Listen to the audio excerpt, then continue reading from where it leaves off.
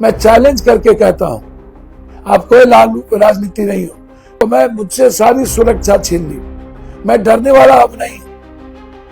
मैं 2 दिनों से देख रहा हूं, बीजेपी की बी टीम बनकर के आप हमें धमकाओगे। हमको जिस दिन जाना होगा मैं चला जाऊंगा। आपके हॉस्पिटल में 3 लाख रुपया लिए बगैर लाश नहीं छोड़ता है। आप बात करते हो पप्पू यादव से, अरे हर दिन 3 लाख रुपया छोड़वाते हैं 100 को। इस सरकार बनने में बाधक हुए। जाओ लड़ो तलवार उठाने वाले से, जाओ लड़ो उससे जो वोट देते हैं पैसा लेकर के एमएलसी बनाते हैं बीजेपी वाले।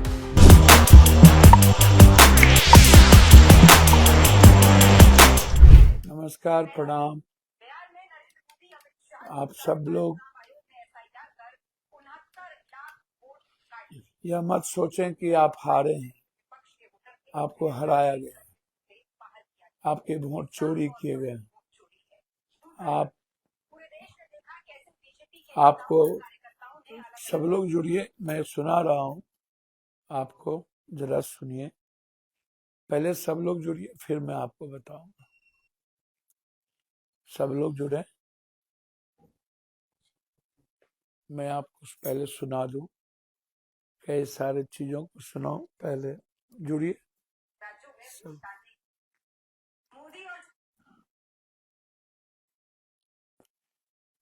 क्या है? चुनाव आयोग ने वोट चोरी कर बिहार में एनडीए को 200 पार पहुंचाया। आज मैं आपके सामने एक एक कर 8 ऐसे सबूत और तथ्य रखूंगी जिन्हें देखकर आप भी कहेंगे चुनाव आयोग और मोदी ने मिलकर बिहार में जमकर वोट चोरी की। पहला सबूत, बिहार में नरेंद्र मोदी अमित शाह के इशारे पर चुनाव आयोग ने एसआईआर कर 69 लाख वोट काट दिए। जिन लोगों के वोट काटे गए वे विपक्ष के वोटर थे जिन्हें टारगेट कर लिस्ट से बाहर किया गया। ये साफ तौर पर वोट चोरी है। दूसरा सबूत, पूरे देश ने देखा कैसे बीजेपी के नेताओं और कार्यकर्ताओं ने अलग अलग राज्यों में वोट डालने के बाद भी बिहार में जाकर वोटिंग की। तीसरा सबूत, चुनाव के बीच बीजेपी ने स्पेशल ट्रेनें चलवाई जिनमें लोगों को टिकट दिलवाकर और गले में पटका पहनाकर अलग अलग राज्यों से बिहार भेजा गया ताकि वो बीजेपी को वोट दे सके। चौथा सबूत, ज्ञानेश कुमार ने बिहार चुनाव की घोषणा के दिन यानी 6 अक्टूबर को प्रदेश में 7.42 करोड़ वोटर बताए। वहीं वोटिंग के बाद यानी 11 नवंबर को वोटरों की संख्या बढ़कर 7.45 करोड़ हो गई। सवाल है, बिहार चुनाव के बीच अचानक से 3 लाख वोटर कैसे बढ़े? पांचवा सबूत, बिहार में एसआईआर की फाइनल लिस्ट आने के बाद रिपोर्टर्स कलेक्टिव को अपनी जांच में करीब 1.23 करोड़ से ज्यादा संदिग्ध वोटर मिले। 39 विधानसभा सीटों पर संदिग्ध वोटों की संख्या 3.76 लाख थी और इसमें से करीब 1.88 लाख नाम ऐसे हैं जो लिस्ट में 2 बार दर्ज थे। छठा सबूत, बिहार में एसआईआर के दौरान चुनाव आयोग ने वोटर लिस्ट में डुप्लीकेट एंट्री पकड़ने वाले सॉफ्टवेयर का इस्तेमाल नहीं किया। नतीजा ये हुआ कि बिहार की वोटर लिस्ट में करीब 14.35 लाख फर्जी वोटर जुड़ गए। सातवां सबूत, एनडीए की सांसद शांभवी चौधरी ने मतदान किया लेकिन जब वे बाहर निकली तो देखा गया कि उनके दोनों हाथों की उंगली पर स्याही लगी थी। आठवां सबूत, बिहार में आचार संहिता लागू होने के बाद भी मोदी नीतीश सरकार ने महिलाओं को 10,000 रुपए भेजना जारी रखा। खासतौर पर ये किस्तें वोटिंग के दिनों के आसपास भेजी गई, मगर चुनाव आयोग ने कोई एक्शन नहीं लिया क्योंकि वे खुद इस वोट चोरी की मिली भगत में शामिल है। साफ है, चुनाव आयोग ने मोदी के इशारों पर बिहार का पूरा चुनाव चोरी किया है। बीजेपी के वोट बढ़ाए गए, महागठबंधन के वोट काटे गए। चुनावी लोकतंत्र की धज्जियां उड़ रही हैं, खुलेआम वोट चोरी हो रही है। मोदी और चुनाव आयोग ने वोट चोरी कर बिहार में एनडीए को 200 पार पहुंचाया है। आज मैं आपके सामने एक एक कर 8 ऐसे सबूत और तथ्य रखूंगी जिन्हें देखकर आप भी करेंगे चुनाव आयोग और मोदी ने। अब आपने देखा कि 69 लाख वोट इन्होंने काटे और 21 लाख वोट इन्होंने बीजेपी का जोड़ा। 14 लाख फर्जी वोटर को इन्होंने वोट करने का पूरा अधिकार दे दिया। 14 लाख, समझ रहे हैं बात को? और किस किस तरीके से बीजेपी ने हथकंडा अपनाए, आप जरा इसको देखिए। देखिए, ये देखिए, ये देख रहे हैं, 1,22,000, 1,22,000, ये सारे जितने आप देख रहे हैं। सम्राट चौधरी 1,22,480, विजय सिन्हा 1,22,408, नीरज बबलू 1,22,419, कृष्ण कुमार ऋषिदेव 1,22,400 कुछ, वीरेंद्र कुमार 1,22,400 कुछ। मतलब एक भी मंत्री जो चुनाव नहीं जीत रहे थे पहले से ही 1,22,000 के आंकड़े को ला करके सॉफ्टवेयर के द्वारा बदमाशी किया गया। सारे मंत्री को जिताने के लिए इन्होंने भरपूर प्रयास किया। मैं कई बार कह चुका हूं कि कैसे वोट की चोरी की गई, कैसे वोट की चोरी में लोगों ने पैसे का तंत्र रचा, शासन प्रशासन की तंत्र रचे। मैं आज फिर से कहना चाह रहा हूं कि मेरी गलतियां थी, मेरी गलती गठबंधन के आधार पर भी थी। हम लोगों ने समय पर कैंडिडेट नहीं दिया, हम लोग सही तरीके से कैंपेन नहीं कर रहे थे, हम लोग आपसी तालमेल के साथ नहीं लड़ रहे थे, हम लोगों ने सही वर्कर को भी तरजीह नहीं दी। कई कारण हैं, लेकिन बिहार की जनता इंडिया गठबंधन को चुनाव जिताना के लिए तैयार है, थी, आगे भी रहेगी। बिहार की जनता ने ऐसा गलती नहीं किया। मैं जानता हूं 40,000 करोड़ रुपया, 20,000 करोड़ रुपया दिया गया, वह एक मात्र पर्दा था, आईवाज था, आंख में धूल की झोंका थी। कोई भी माँ बहन पैसे लेके वोट देने को तैयार नहीं था। सोशल मीडिया, टीवी चैनल वाले को इतने पैसे दे दिए गए थे कि वो सिवाय महिला के दूसरी बात कर ही नहीं रहा था। विकास की बात नहीं हो रही थी, या तो महिलाओं की बात हो रही थी, या तो जंगल राज की बात हो रही थी। जरा आप सोचिए कि चुनाव के अंतिम दिन भी पैसे डालना, क्या ये सही है? क्या ये घूस नहीं है? जरा आप सोचिए, जो वोट कटे 69 लाख, वो वोट या तो मुसलमान के कटे, या तो यादव के कटे, या तो आदिवासी के कटे, या तो दलित के कटे, या तो कुछ ईबीसी के कटे। आपको आश्चर्य होगा, जो 22 लाख वोट जुड़े हैं वो बीजेपी के वोट जुड़े, और पूरी की पूरी चुनाव आयोग की मिली भगत से 202 नंबर लिया गया। इसी में इन लोगों की गहरी साजिश थी कि नीतीश कुमार को भी हर परिस्थिति में इतना वोट ना आए और उनके बगैर वो सरकार बना पाए। सवाल मेरा यह नहीं है, सवाल है कि आपका मनोबल बहुत गिरा होगा, आप चिंतित होंगे। मैं सुबह भी लाइव आया था, पुनः इस बार हमको लाइव आना पड़ा। तो आप चिंतित मत होइए, आप घबराइए नहीं। आपके साथ मैं बेटे की तरह पूरे बिहार के गरीबों के साथ खड़ा हूँ। मेरे मरने के बाद ही आपको विचलित होने की जरूरत है। हाँ, भले ही हमको ये लोग मार दे, मरवा दे, तभी कुछ हो सकता है। हम लोगों की लड़ाई जारी रहेगी।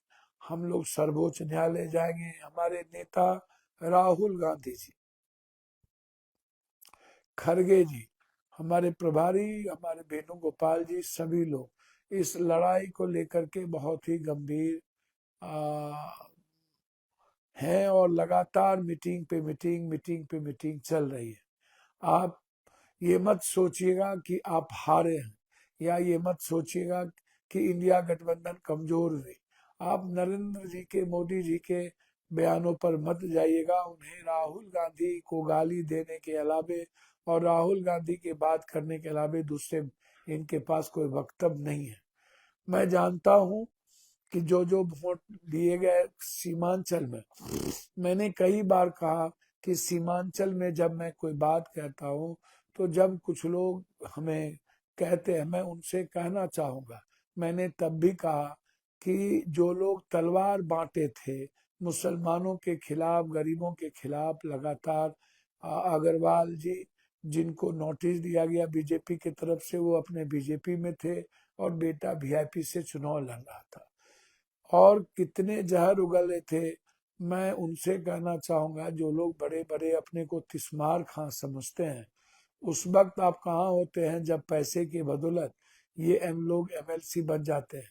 आप याद करिए, जब किशनगंज में कलेक्टर साहब के सामने में मैंने दिलीप जी को कहा था कि मैं तिनवाला पर से फेंक दूंगा यदि कोई हिंदू मुसलमान का दंगा होगा, आप भूले नहीं होंगे।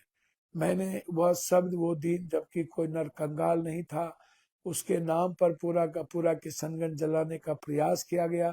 हमारे मुसलमान भाइयों ने बहुत सब्र किया और सभी हिंदू और मुसलमानों की एकता का मिसाल दिया। पप्पू यादव जब पहुंचे थे तो मैंने उस वक्त कहा था बीजेपी के सारे लीडरों को, दंगा हो जाने दो, या तो तुम रहोगे या तो हम रहेंगे। उस वक्त पप्पू यादव मरने के लिए गया था। हैदराबाद के गाली देने वाले लोग नहीं आए थे, बहुत उनको शौक है, तो उनसे पूछिएगा कि जब महाराष्ट्र में, दिल्ली में मस्जिद जलाए गए थे, मंदिर जलाए गए थे, तो मंदिर को और मस्जिद को दोनों, आप जाइए जो मस्जिद जले थे, मैं हाथ जोड़कर गीता पर और आप भी कुरान पर कसम खाइए कि क्या उस वक्त ओबीसी जिंदा था या नहीं था तो वो क्यों जाकर के मस्जिदों में नहीं जाते। मंदिर मंदिर पप्पू यादव जाने का था, मस्जिद भी। क्या पप्पू यादव ने दोनों जगह 2-2 लाख 3-3 लाख रुपए जाके मदद नहीं किया? जब जला दिए गए थे हमारे बच्चों को, उस वक्त ये कहाँ थे? वहां पर ये गए थे। जब याद करिए, जब महाराष्ट्र में घटना घटी थी बहुत बड़ी, और उत्तर प्रदेश में इतनी बड़ी घटना घटी थी, जोगी के द्वारा हमारे नमाज को बंद कर दिए गए थे, तब क्या ये वहां गए थे? क्या वहां पर जोगी के खिलाफ जाकर के इन्होंने दम भरी? क्या लड़ाई लड़ी? बहुत बहादुर समझते हैं ये अपनों को गाली दे करके। पप्पू यादव को गाली दे के क्या करोगे भैया आप? मैं मुसलमान भाइयों से आग्रह करना चाहूंगा कि मैंने जिंदगी में कभी कोई जाति धर्म मजहब नहीं की, मैंने कभी किसी आस्था पर ठेस नहीं पहुंचाया, लेकिन मैं देख रहा हूं लगातार जिस तरीके से आप, जो लोग तलवार उठाए, बंदूक उठाए, जो लोग लगातार गाली देते हैं, नफरत की राजनीति करते हैं, उसे तो आप पैसे लेके वोट दे देते हो, आप उनको माफ कर देते हो जो सेकुलर सरकार नहीं बनने देना चाहती है, आप उसे माफ कर देते हो जो लालू यादव को लालू कहता है। ओबीसी साहब, मैं आपके पिता को, मेरे साथ वालिद आपके थे, मैं उनको अपना बड़ा पिता और गार्जियन मानता था, मैं आपको ओबीसी साहब कहता हूँ। जब आप पर कोई कमेंट किया किसी भी तरह के, तो मैं आपके सपोर्ट में अपने वाक्य, अपने संदर्भ, मैंने बातें कही, लेकिन जब राजनीति विचारधारा की होगी और कट्टरपंथ और चरमपंथ की दोनों की बात होगी, तो निश्चित रूप से वहां विचारों की बात कोई भी करेगा। मैं भी एक पार्टी का जिम्मेदार वर्कर होने के नाते, यदि मैंने अमोर में जलील मस्तान जी के बारे में, और यह सवाल मैंने कहा कि जो भीड़ थी वो पप्पू यादव, वहां जीतने का कोई सवाल ही नहीं उठता है। आपने कितने बार कहा, आपका मैं दिखाता हूं, आपने कहा था कि किसी कीमत पर इनके बाप का औकात नहीं, लालू यादव का बेटा कभी भी चुनाव नहीं जिता सकता। अब देखो आपने क्या लिखा है ओबीसी जी, लिख कर रख लो, लालू तेजस्वी से मोदी और बीजेपी नहीं रुकने वाली, वो सिर्फ खरीदना और बेचना जानते हैं, दूसरों के बारे में। ओबीसी राजद और कांग्रेस के झूठ के अपने जूते, आप कभी कांग्रेस को कभी गाली देते हो, कभी राजद को, और पप्पू यादव को गाली दे के क्या करोगे? देखो ओबीसी साहब, जैसे आप अल्लाह से डरते हो, वैसे मैं भी अल्लाह और ईश्वर से डरता हूँ। उसके अलावा दुनिया में भगवान, पप्पू यादव राजनीति करे न करे, आप मुसलमानों के यार में पप्पू यादव को न धमकाओ, प्लीज, मेरा रिक्वेस्ट है आपसे। मैं आपसे हैदराबाद क्या, धरती पर कहीं भी संघर्ष और आवाज देने को तैयार हूँ। आप जिस तरह की बात करते हो, मुझे ऐसी राजनीति नहीं करनी है जो स्वाभिमान और सम्मान पर ठेस पहुंच जाए। मैं और लोग नहीं हूं, मैं तेजस्वी जी नहीं हूं, ओबीसी साहब। और मैं अन्य लोग, देखो आपने क्या लिखा, जो इंसान अपने बड़े भाई जनता का क्या जोड़ेगा, लालू के बेटे को हमने हरा दिया। हम राजनीति का लैला है, लोग पत्थर भी मारेंगे, तुम भी लालू का राजनीति का क्या लैला हो आप। सिर्फ सिर्फ सिर्फ आप सेकुलर ताकत को और सेकुलर पार्टी को क्यों हराने आते हो। मैं चैलेंज करके कहता हूं, आप कोई लालू राजनीति नहीं हो। ठीक है, सीमांचल की जनता ने आपको दो दो बार आपको मदद कर दी, या मदद की कि पीछे से कौन है इसके मैं सब जानता हूं, मैं अभी नहीं बोलूंगा। मैं फिर कहता हूं आपको, आप हिम्मत है ना, आपको मैं मुझसे सारी सुरक्षा छीन ली। मैं डरने वाला अब नहीं। मैं 2 दिनों से देख रहा हूं, बीजेपी की बी टीम बनकर के आप हमें धमकाओगे। हमको जिस दिन जाना होगा मैं चला जाऊंगा। रिजाइन रिजाइन की बात करते हो, कौन डरने वाला है तेरे जैसे लोगों से।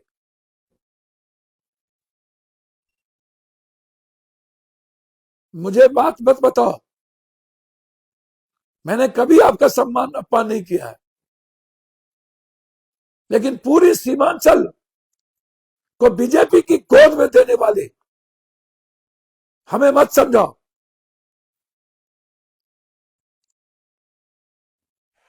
हमें बात करते हो, मैं तो लड़ूंगा सुप्रीम कोर्ट तक। पूरे भारत में हमेशा कभी ममता बनर्जी को गाली देना, कभी अखिलेश को, कभी महाराष्ट्र में, कभी हैदराबाद बेंगलोर में जाकर आप बात करते हो बड़ी बड़ी। जिंदगी में कभी आप सेकुलर नहीं हो सकती।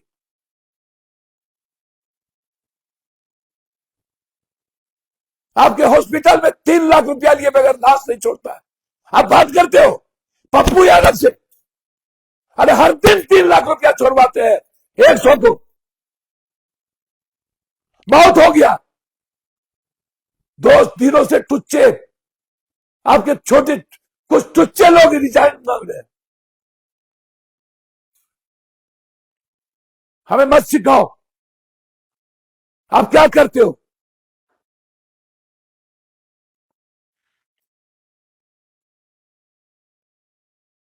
हमारी सरकार बनने में बाधक हुए। जहां लड़ो तलवार उठाने वाले से, जहां लड़ो उससे जो वोट देते हैं पैसा लेकर के एमएलसी बनाते हैं बीजेपी वाले को, उसके खिलाफ ये नहीं लड़ेंगे। ये सबसे बड़े सेकुलर और मुसलमानों के दुश्मन ये बात करते हैं।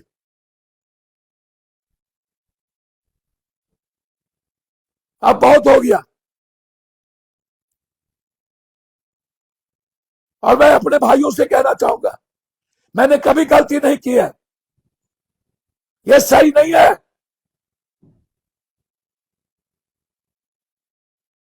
जिसके हर घर में पप्पू यादव गया हो वो हमें सुनाएगा, जिसके लिए 24 घंटा जिया हो। क्या फर्क है आरएसएस बीजेपी और आप सुनाने वालों में से? सबके टारगेट हम होंगे।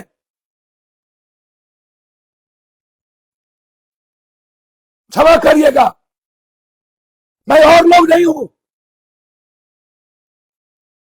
हमें खुददारी बेच करके राजनीति नहीं कर रही है। किसी के टोकरी पर रोटी पर नहीं पड़ना है मुझे। ऐसी गंदी राजनीति को मैं तौबा करूंगा, लेकिन जीऊंगा शान से। सही नहीं है ये। हाथ जोड़ता हूं, प्लीज जो लोग लालू जैसे लोगों, जी के जैसे लोगों का सम्मान न करे, वो आप क्या बात करोगे? और कहता है बीजेपी को नहीं हरा पाएगा। कौन है आप?